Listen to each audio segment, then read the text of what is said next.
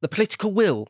That seems to me the absolute crux of it. That's what the Tories are completely lacking in. And I would like to ask you quite specifically here about the concept, the idea of having the political will. You quite often say, I've heard you say a few times, say things that it's negligence or gross incompetence or something. I find it difficult. I find it difficult to believe that it's not deliberate design. That there's not. There seems to me proof that it's malevolent. That it's deliberate. They're deliberately doing it, though. You say Home Secretary after Home Secretary. Well, can't have 12 years of this sort of thing or more, and just say it's incompetence.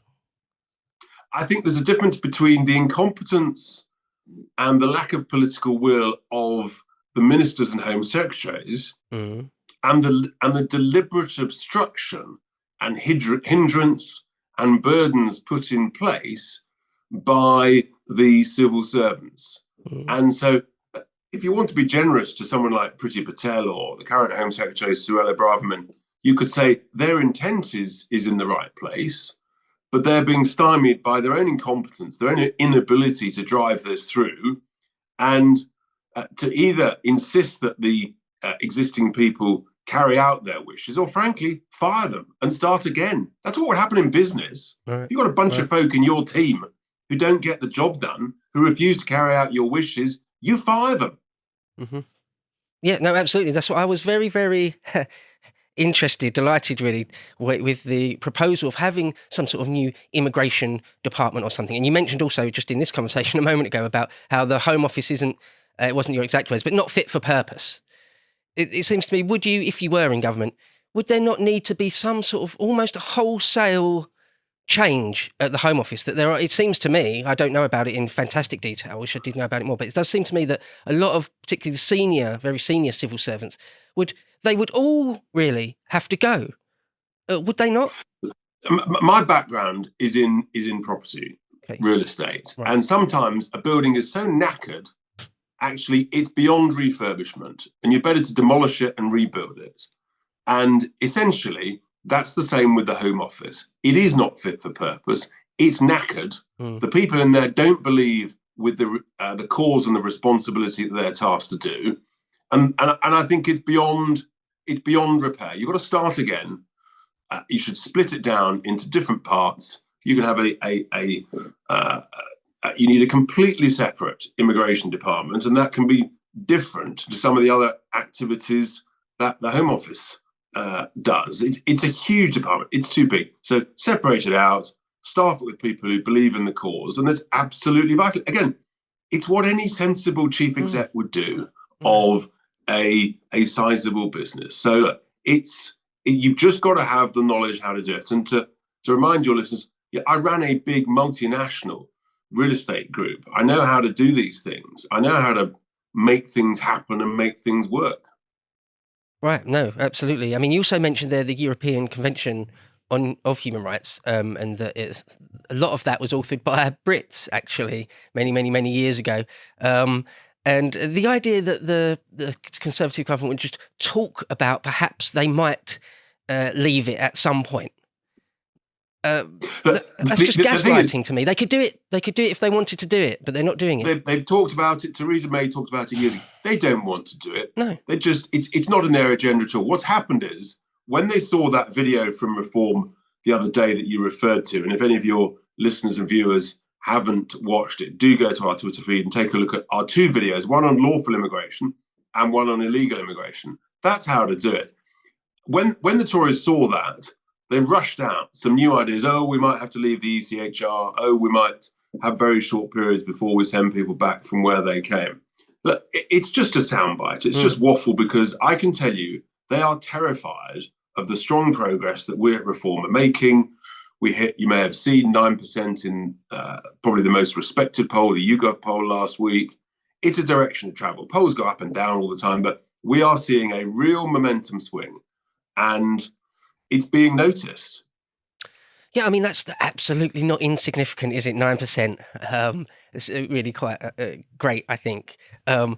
Just to say one other thing on this, before we sort of move on to other topics, I suppose, but I think it was interesting to see Sajid Javid when on Twitter when a lot of the census results came out, and it showed that native Brits would be minorities in lots of the big cities, and going forward the trajectory is bad. Just say, so what? I don't know if you saw that just before he decided to resign. He just said, so what? I feel like that's the Tory mindset in a nutshell. It's not that they don't care or they're negligent. That's what they want. They want that, it seems. I don't know what other conclusions to come to. They're a huge church, and some of them don't care. Some of them do care, but don't know what to do about it. Right. I think millions of Brits up and down the country, actually, we do care.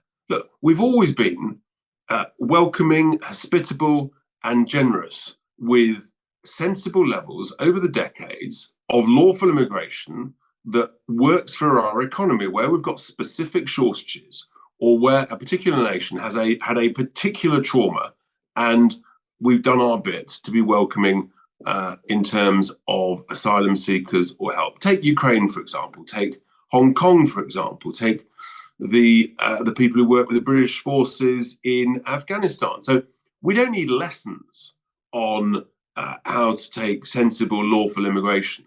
But what the British people don't want is a complete open season, open borders. And the Tories promised us with Brexit to take back control of our borders. Well, and they talked about a skills-based point system. Well, they did create that, but the level at which the level of skills and the average salary that it goes down to is so low that it effectively is an open border system. And that's not what people voted for. We voted to take back control. And I think it's a bit like if a housing estate is built on the edge of the town, then it's change, and understandably, the community of that town will be a bit concerned if it's too big, too fast, too quick.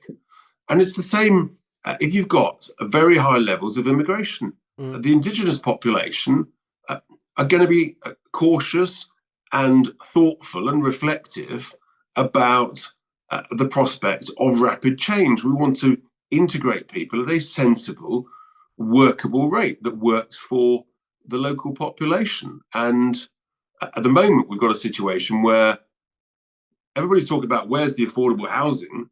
Well, hang on, you're welcoming gross 1 million people into the country every year. And then the Tories have just announced that they're going to scrap all their house building targets. So where are these people going to live? Where's the infrastructure? Where's the GP surgeries? Where are the school places? Where's the dentist places? It doesn't work. It doesn't compute. Right, yeah, so mass immigration actually is the cause of all sorts of, lots of other types of crises that we're seeing. I mean, you mentioned there the Albanians, with some of the numbers, like 1 or 2% of their entire adult population we've seen coming. And also you mentioned in your conference speech about the high street seeing basically fake hairdressers that are quite obviously fronts for money laundering, organised crime. And so that's right. And look, the reality is, and the National Crime Agency have confirmed this, there's absolutely no doubt. I'm hearing about it in towns and cities up and down the country. Albanian criminal gangs have taken over most of our drugs trade in this country. They are violent, they are brutal, and that's the reason, of course, why the largest group of foreign nationals in our jails is Albanians. And they're making vast profits that have to be laundered through car washes, through all of these hundreds of new barbershops that spring up on high streets up and down the country. I'm sure your listeners and viewers will, if they think about it, and then nearest town will say, yeah, well, hang on, it's just quite surprising. And quite often, there don't seem to be many customers in them. And how are they staying afloat? Well, that's the reason, because they're laundering money. And if you've had a cheap candy shop pop up nearby, with no children in it buying candy, well, there's probably a reason for that. It's a money laundering device. At least we've got the courage to tell it as it is. Right, yeah, just be honest with yourself. The proof of your own eyes in your own high street here in Swindon. It's kind of sickening to see when you know what it is, that it's a front for some sort of money laundering and or organised crime.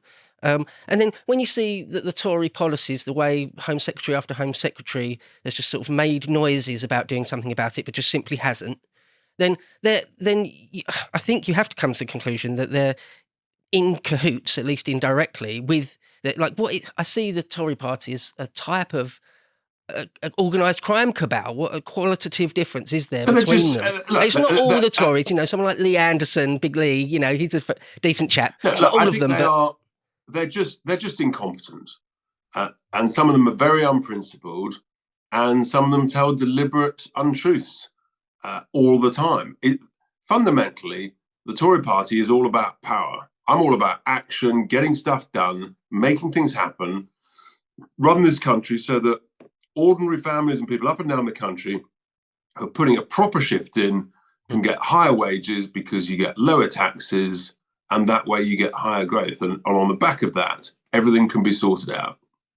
Okay, great. Well, let's move on to something slightly different, because I think I've flogged that one to death a little bit. But talking about, you see, you must have seen, well, of course you will have, in the news cycles, it keeps getting mentioned about Brexit. That, you know, that it isn't a done deal still in a lot of people's minds. Well, it must be infuriating to a man like yourself. Of course, because yes, we've left the European Union, but Northern Ireland has still got basically one foot in it. And the fishing industry got sold down the river, as we feared there would be, in a classic sort of Boris spin and waffle. And we haven't cut the possibility of cutting taxes and gone hard for growth, which would give higher wages for ordinary families. We haven't deregulated, again, that would create higher growth. So we haven't taken the advantages of Brexit. And you know, Liz Truss, give her a due, she got some trade agreements over the line, but look, it's still a great platform of opportunity. It was exactly the right thing to do. But the real danger now is you've got a globalist like Jeremy Hunt now right at the seat of power, who's indicating some form of Swiss-style relationship with the European Union. And that's absolutely the last thing we want to do. You've got Keir Starmer, who's sort of pretending that he doesn't want to go back into the single market or the customs union, but he's basically just trying to protect himself from his core base, who actually voted to leave. They knew in their gut that something was wrong. The metropolitan liberal lefties, they weren't prepared to admit it. They're in a completely different space. So yes, Brexit is being betrayed.